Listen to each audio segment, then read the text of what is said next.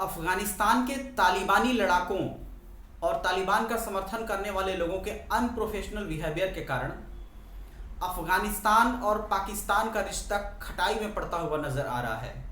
और ताज़ा घटनाक्रम में पाकिस्तान इंटरनेशनल एयरलाइंस ने अफगानिस्तान जाने वाली अपनी सभी उड़ानों को रद्द कर दिया है।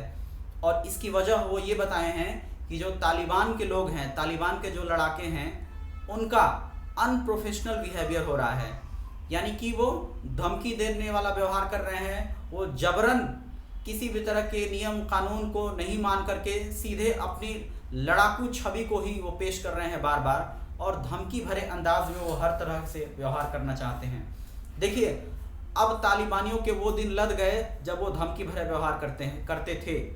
अब अगर वो लोगों को भरोसा नहीं दिलाते हैं, अफगानिस्तान की जनता को और इसके अलावा अंतर्राष्ट्रीय बिरादरी को वो भरोसा नहीं दिलाते हैं कि वह टॉलरेंस लोग हैं, वो सहनशील लोग हैं, तो उनकी सरकार को मान्यता देने का जो एक मामला है वो कभी पूरा नहीं हो सकता है, ऐसा उम्मीद है।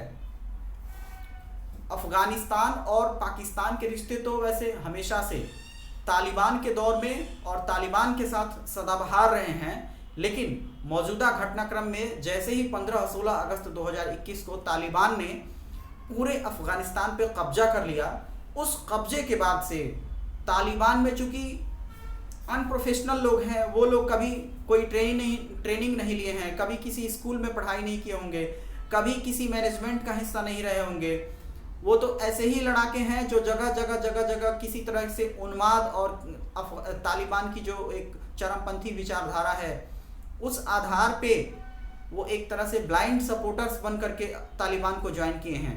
अब वो सत्ता में आने के बाद से उनको लग रहा है कि वो पहले की लड़ाकू वाली छवि वो जारी रखेंगे और इसके हिसाब से वो सब कुछ ठीक कर लेंगे, तो ये उनकी बड़ी भूल साबित होने वाली है।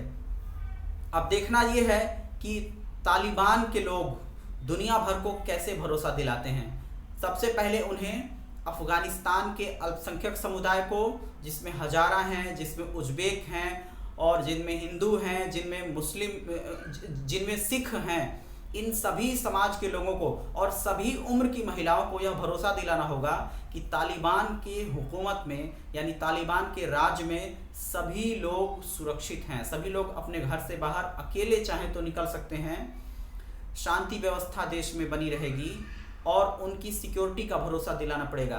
सभी लोगों की एक डिग्निटी यानी उनके गरिमापूर्ण जीवन जीने का जो अधिकार है, उस अधिकार को ठीक से लागू किया जाएगा। इसका भरोसा अगर तालिबान के लोग दिलाते हैं तो संभव है कि तालिबान की स्थिति, संभव है कि अफगानिस्तान की जनता की स्थिति थोड़ी ठीक हो। नहीं तो वो जो वहाँ के जो लोग हैं जो असुरक्षित महसूस कर रहे हैं, वो पूरी दुनिया में भाग रहे हैं और दुनिया भर में प्रवासियों का एक संकट भी आ रहा है।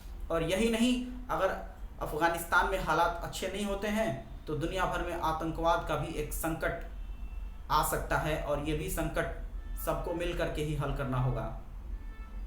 ध्यान देने की बात है कि पाकिस्तान के प्राइम मिनिस्टर इमरान खान पहले ही ये दुनिया भर से अपील कर चुके हैं कि दुनिया को तालिबान की सरकार को मान्यता देना चाहिए, लेकिन तालिबान के लोगों को या दुनिया भर को भरोसा दिलाना चाहिए कि अफगानिस्तान की धरती को वो पूरी दुनिया में किसी भी जगह किसी भी देश के खिलाफ आतंकवाद के लिए इस्तेमाल नहीं होने देंगे।